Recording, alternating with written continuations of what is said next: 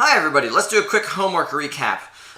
There's really just two problems I want to look at, and one only extremely briefly.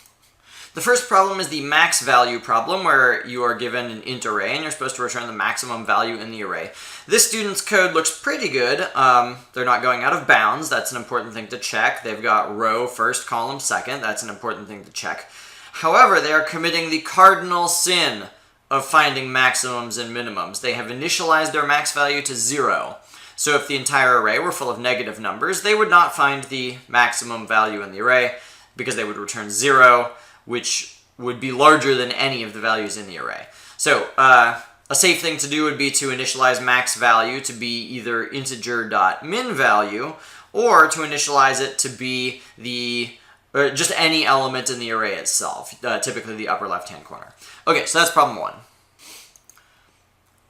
Remember that when dealing with arrays, one of the most important things to look out for is ensuring that you're not going out of bounds. So that was the goal with the sum of neighbors problem. If you're given some random index in the interior of the array, your task is to add up the elements above, below, to the left, and to the right of the given index. However, if you're given an index in a corner, you only want to add up the elements that are actually inside the array. So let's look at a whole bunch of different solutions. I think some work, some don't. Some are definitely better than others.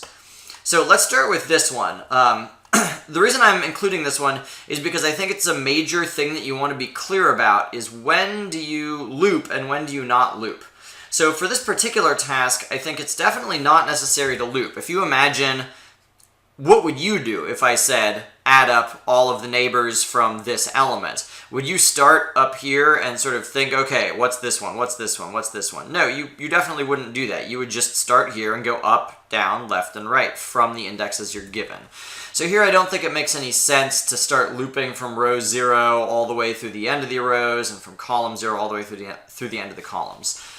That said, this student has implemented actually the wrong problem. They did sum of neighbors 2 instead of sum of neighbors 1.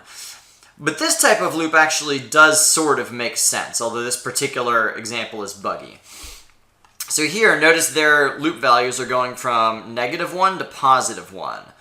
So what's that about? Down here in the notes, I had given this as a possible example.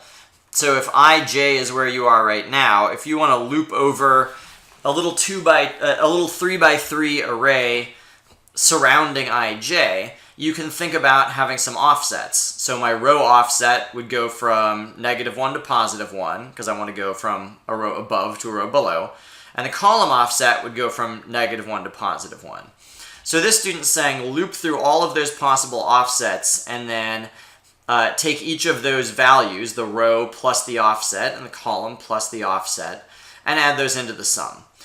Okay, so a couple problems with this one. The first problem is it actually includes the middle element, which you're not supposed to include in the neighbor sum. Another problem is this will potentially go out of bounds. Here they're checking to make sure that array row column is in bounds, but then they go ahead and access array values that are different than row column. In particular, they access row +1, row -1, column +1, column -1. So this line might still go out of bounds. So this is maybe going to be close to my favorite later on, but not my favorite right now.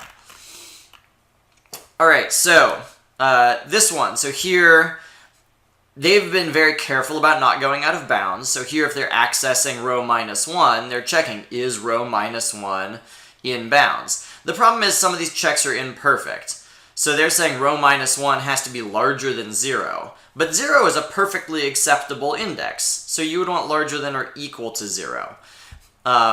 In this particular case, it's correct. Row -1 should be less than array.length, because this is past the edge of the valid row indexes. Then they've assumed a square array here, because their column, they're checking against array.length. But remember, array.length doesn't tell you how many columns. It is array, let's find it. Array 0.length will tell you how many columns, assuming your array is rectangular. So, good effort, but it's actually not as short as it could be, and more important than that, there's two kind of failures to check correctly. Alright, so let's continue on. So this student you might look at this and think, oh my god, what's happening? If we go down to the very bottom, so look at this return statement. This is array, this is row -1, column -1, row +1, column +1. So this is what would return if row and column were in the genuine interior of the array, not along an edge, not along a corner, and that's great. So what's all this business about? This is just trying to identify every single possible edge case, like literally edge case. So they're saying if the row is along the top row, then check what's going on with the column. And they have separate return statements depending on whether or not it's a corner or an edge. And so they're avoiding accessing invalid elements. This probably works, but honestly I didn't want to read through it because, like, look at it. So I would encourage you, like, try and identify ways to make your code kind of shorter and easier to check. Because even if this does work, it's not that nice to look at. So here's a couple of other ideas. So this student, well, let's go down here. So here we've got sum of neighbors. This is very short. It's a one-line solution. They're saying return element value from an array, and then they're giving it some indexes they want.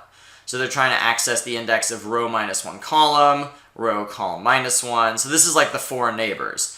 Okay, well, what is this helper method, the return element value method? It's right here.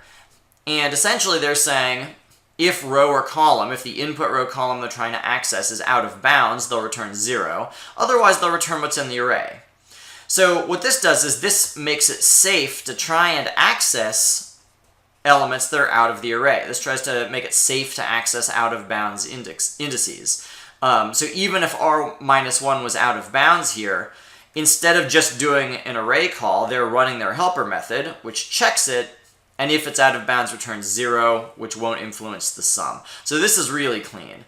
This student's trying to do the same kind of thing, only this time they have an is-in array. So before they do each sum addition, they'll check to make sure it's in the array, and they'll only do it if it's in the array. So this one's probably my favorite. This one's probably my second favorite. This one is trying to do something similar.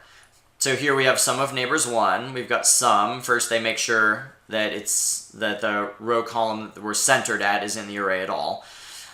And now they've got a helper method called return row if in range. So I'm thinking, and that's on the inside of the array call. So I'm wondering, like, what does this return if the row is not in range? So here I'm looking down at return row if in range.